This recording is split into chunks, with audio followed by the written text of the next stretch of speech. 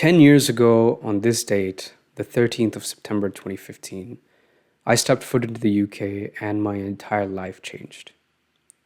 I was 16 years old and I'd been given this very generous scholarship to come to the UK and attend one of the best schools in the world. And at that time, it felt like something had happened that had come straight out of a movie. And at that time, I didn't really think about anything else. I was being present. I was very excited. I didn't think about how far away from family I was going to be at such a young age. I didn't think about whether I was competent enough or not. I just had this belief that this was the right thing that I needed to do. So I did it, and I came to the UK. And at that point, I remember thinking of all the endless opportunities and all the endless possibilities that could take me down different roads.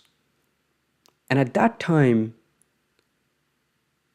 I thought that in about 10 years' time, which is today, I would want to be a certain person and I'd want to be in a particular position in my life. And I've been doing some reflection on that. And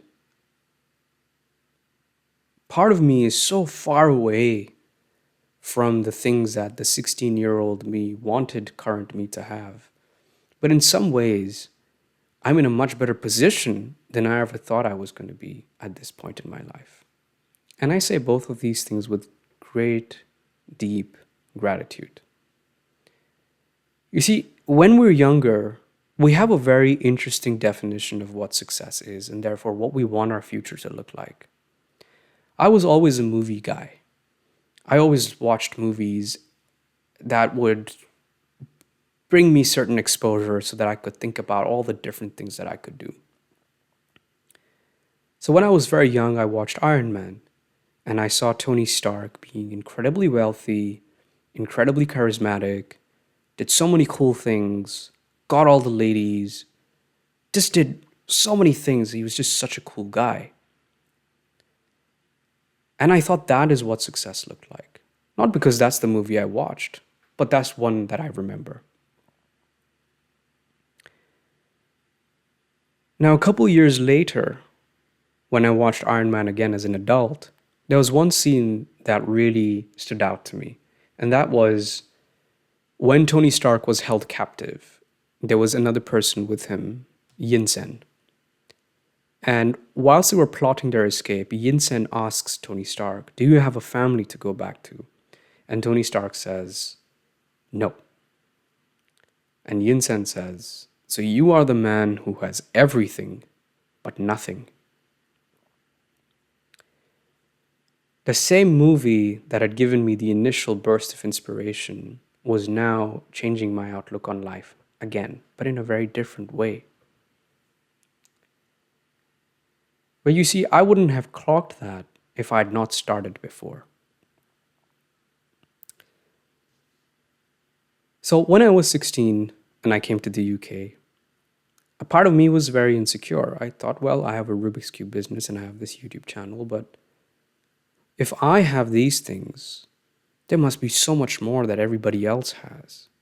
And so I thought I needed to step up my game to appear a certain way. But you know what happened? I ended up alienating myself. When I was 17 years old, I started expressing more through my raps. So I just started writing music on YouTube beats, and you can still go back to the first few videos on this channel and you'll see they're still there. And at that time, people said to me, "You're too nice to be a rapper." So then I changed my entire persona so that I could be like the rappers that most people were expecting. And I remember there was a very specific moment where I was rhyming with the word class. And I had a decision to make at that point. I could have rhymed the word class with a word that most other rappers do, or I could take a different approach. Now, what would have been easier, so-called easier, is to use the other word that most other rappers use and to continue with this persona. But deep down in my heart, I knew that that was not the way I wanted to be. So I chose not to do that, and I rhymed the word class with other words. When I was 18 and I went to Imperial, the insecurity kicked in again. Oh my God, I'm in one of the top 10 universities in the world now, Imperial College London. All these people are going to be so much smarter than me. So what's going to make me stand out? How can I still be special in a place like Imperial? And I said, well, I rap. So what I did was I introduced myself to people as a rapper. And looking back, you sort of think to that and you're like, well, why would someone do something like that? Like, that's just embarrassing, right? But you know what? In all of these three things that I've mentioned so far, I learned a valuable lesson there. And it's after that when I watched Iron Man again and realized, life is not just about showing off, and it's not just about being successful in that stereotypical way. There's something more to life which I'm not yet able to tap into. I can feel it in my heart, but I just don't know what it is yet. And in every one of these instances, every year, every few months, I would change something to figure something out, to figure something else out. But all in all, I was learning so many things throughout every single one of these choices and actions. You see, sometimes we can hear other people's stories, people who've been there, done that kind of way. And they'll share some things and say, oh, I wish I hadn't done that, or I wish I did this, or whatever. And we can look at something like that and say, oh, okay, cool. So if they're saying that this was not a good idea, then maybe it's not a good idea and I shouldn't do it. Unfortunately, what starts to happen is that we look at all of these examples and we get paralyzed. Because one thing that's worked for one person, somebody else is saying this thing should definitely not be done. And vice versa, something would have worked for somebody and not for somebody else. And we can get into this analysis paralysis. I think in today's world, we're so obsessed with productivity and optimization that we feel like we have to carefully balance all the different variables so we can get the most out of this and most out of that. But most people just end up getting paralyzed.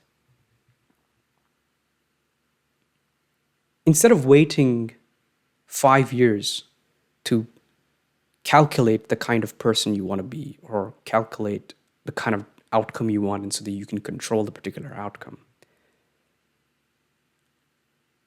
the much easier thing to do is to just begin. Because it's when you begin, you start realizing, oh, this variable is not needed. That variable is needed instead. This is actually more important. And sometimes you can't go back on the decisions that you made. Sometimes you're going to have to suffer the consequences of those actions. But that's okay. That's also part of life.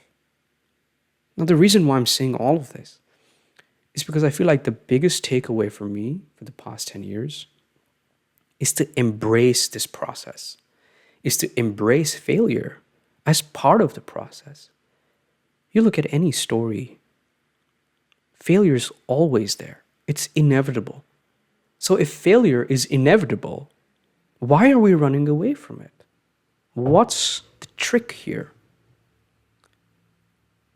I think 2 years ago, I saw this video and somebody said, learn to fail faster.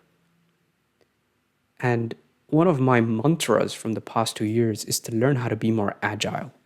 Because when we're agile, we can take a particular decision that we've made and focus on what's happened because of that decision, and then make another decision based off that.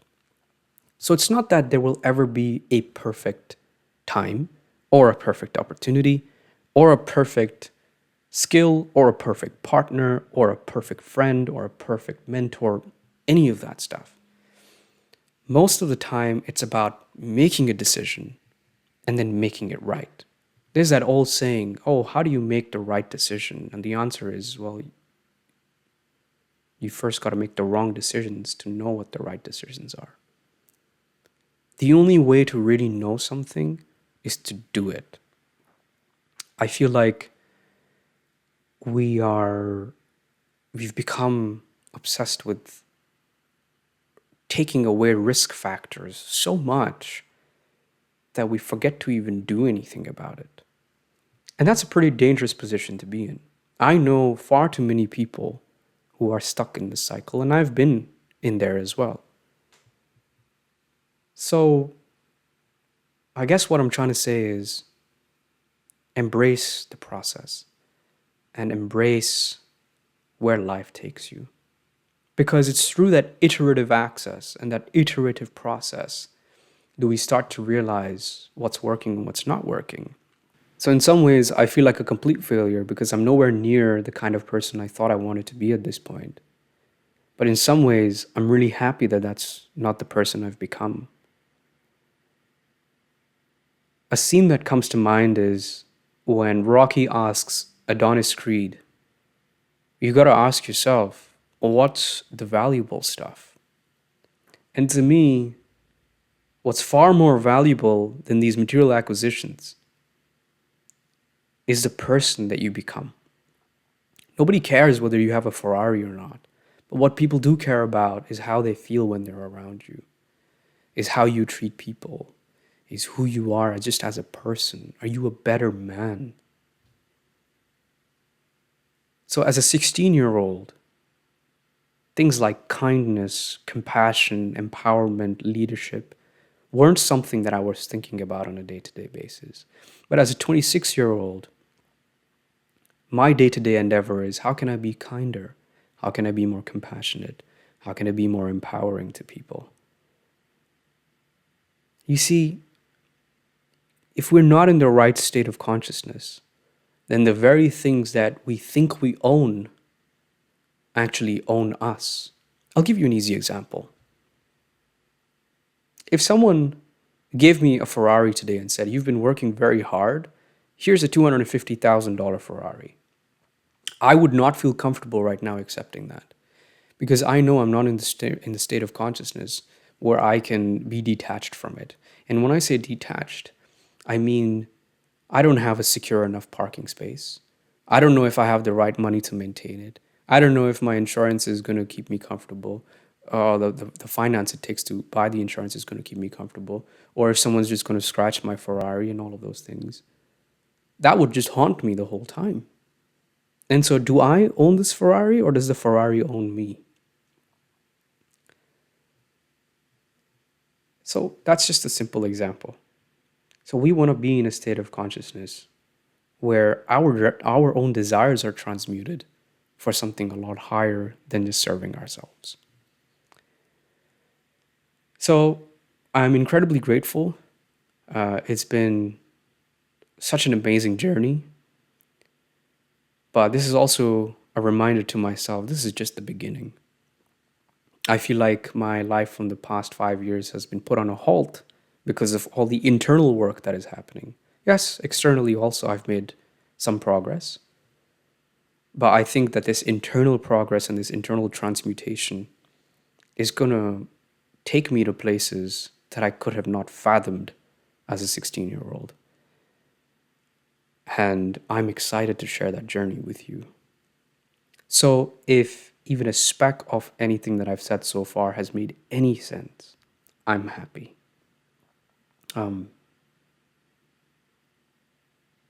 Yes, I have certain goals which are hopefully more transmuted than they were before. And I look forward to seeing you more and connecting with you more through these YouTube videos or the podcasts or the music or more things that I'm doing, which I am yet to share with you. And it's going to be incredible. And if you've made it this far, thank you so much for watching. I would love to hear what inspired you. I would love to hear your own journey. I would love to hear if any of this made any sense. And if you'd like to hear more of anything specifically, let me know. And I will catch you in the next one. Take care.